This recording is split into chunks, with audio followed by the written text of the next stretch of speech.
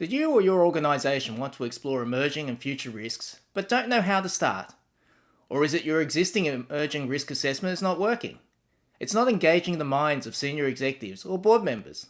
Today I'll give you 3 tips to get you back on track.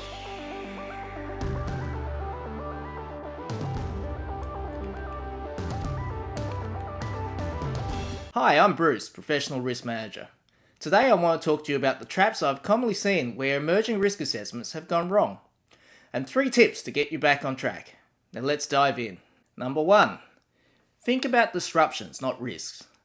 The most common mistake I see is the framing of the activity about risk instead of disruption. Don't think of fearfully looking around the corner, just the risk of the downside. Rather, it's foresight about how disruption and innovation will change our future distributions. The mistake of framing it around risks is best summed up by Henry Ford's classic quote. If I asked people what they wanted, they would have said faster horses. Due to salience bias and availability heuristic, human nature will gravitate towards pains and losses they have recently experienced or seen, and then put those into mental models that they are familiar with. To put it simply, if it's already in a given risk category, it's actually a current risk, not a future one. Let's take the mature practice of credit risk, for example. It's already got a name, it's broadly a current risk. However, underlying driver of this risk is the customers not being able to pay back their loans. The emerging risk question should then be, how does the innovation of, say, the technology that's driving the gig economy and the future of work potentially disrupt the ability of the next generation of workers paying back their loans? Innovation, disruptions, be they overall good or bad, will see an initial bifurcation of the distribution. There will be winners and losers. It's all part of the creative destruction that drives the market-based economy.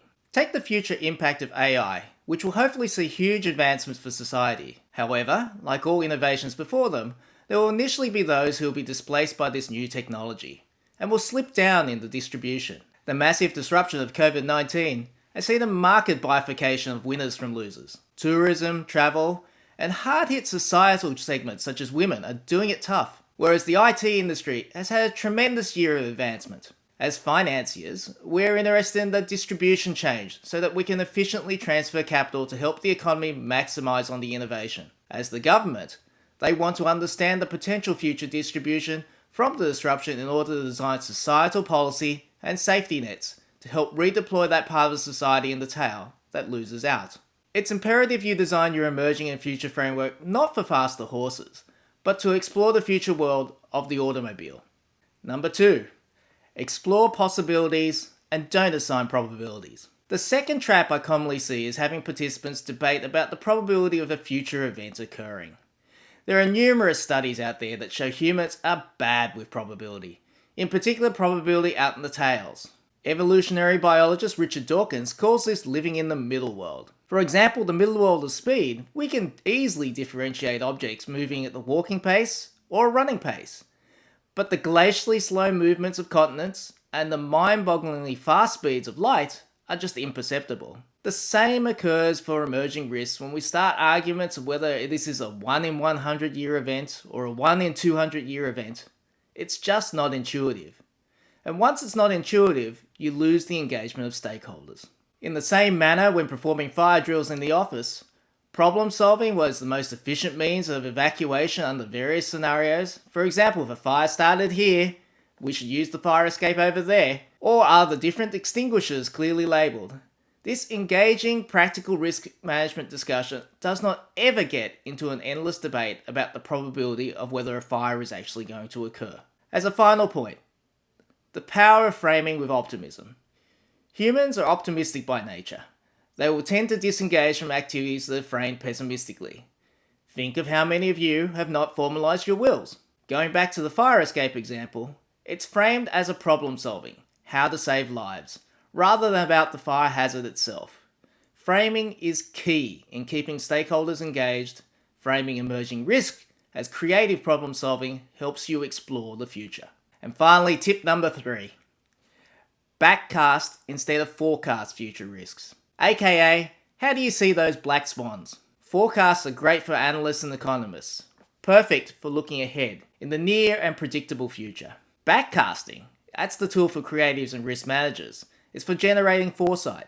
It improves our peripheral vision and understanding the changes in the distribution. I mentioned earlier how human brains are not well wired for probability. Humans, however, make great anthropologists. We are really good at joining the dots.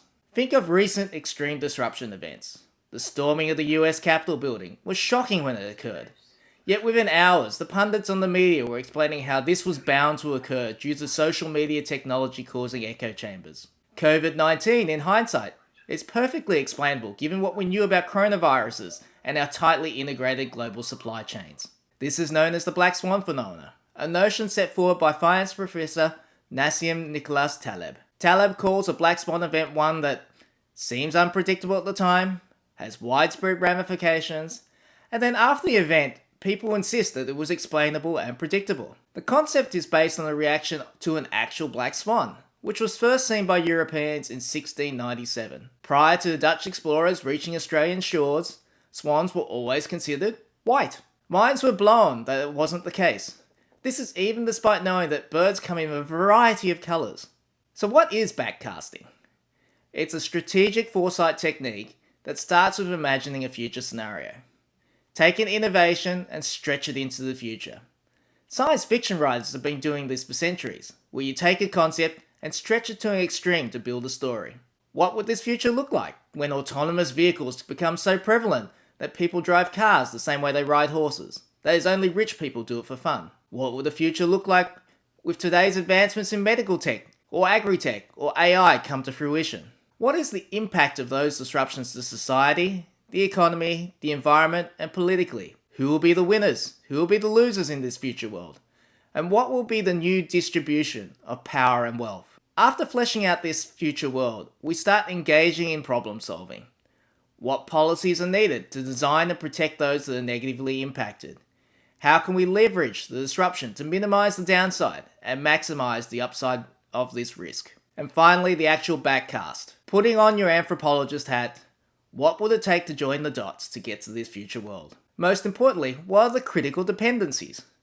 Those early warning indicators that this imagined future is coming to fruition. This particular point is critical. At no stage did we actually forecast a viable future scenario or attempt to put a probability or a time frame in which it may manifest. Rather, we put up signposts, such that if we ever passed those signposts, we knew that the likely outcome was of this emerging risk. So there you have it. 3 best practices for your emerging and future risk exploration and how to ensure that you and your organisation are future ready. One of my favourite quotes comes from an author and father of the cyberpunk genre, William Gibson. The future is already here, it's just not evenly distributed. Don't think of risk as just the pessimistic downside. Rather, it's the foresight of how innovation and disruption will change future distributions. Once we can imagine that change, you can set up those early warning indicators, all those signposts to alert you when that change is coming down the pipe, and be prepared to manage the unknowns.